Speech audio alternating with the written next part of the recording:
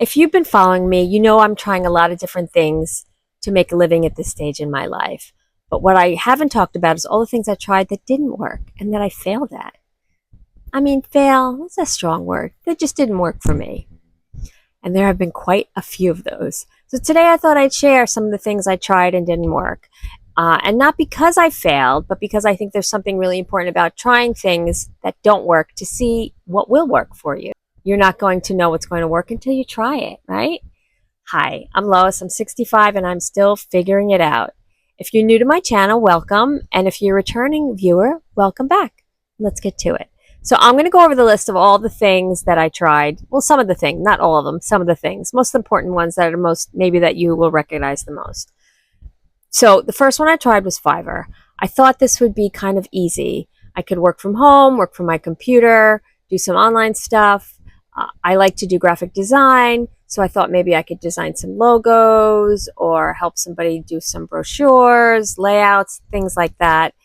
And I also like to do ancestry research, so I thought that maybe I could help somebody research their family history. I've been doing my family history research since before there were computers, before there was an ancestry.com, when you had to go to the library and look up files on microfiche.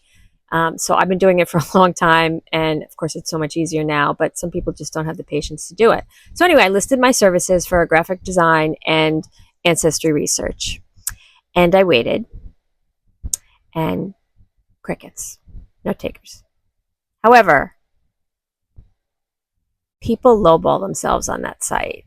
So I think that's the reason I'm not getting any takers, because I'm not offering my services for $5. I mean, I know you have to do that to start out and build up. It's not that I was asking for tons and tons of money, but I thought that I was asking for a reasonable rate. Anyway, doesn't matter. Wasn't for me. Didn't work. And that's okay.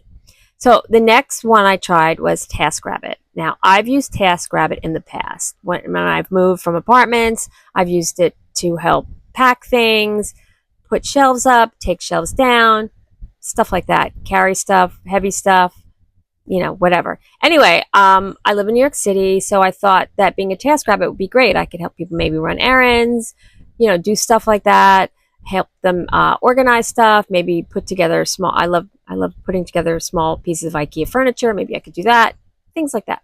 So joined, again, crickets, no takers.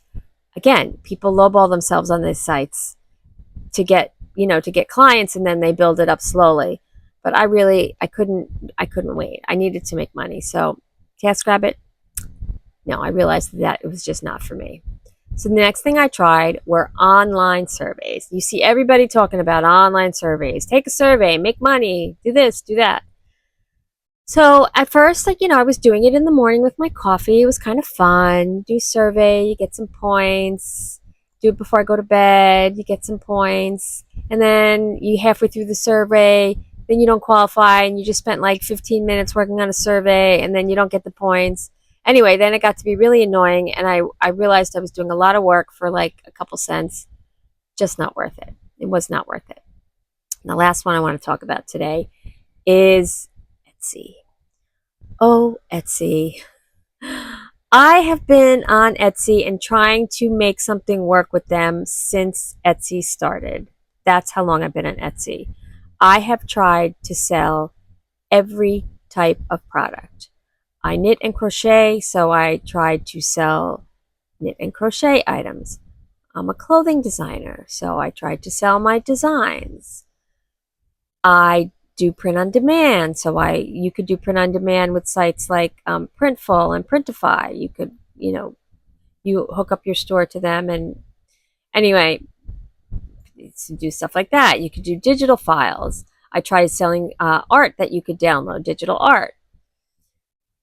Anyway, I had a sale here, there, still not making it happen.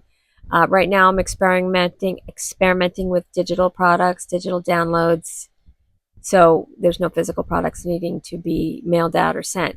However, I will say I was successful on Etsy with one specific product, which was short-lived. were masks during the pandemic. I was making and sewing masks.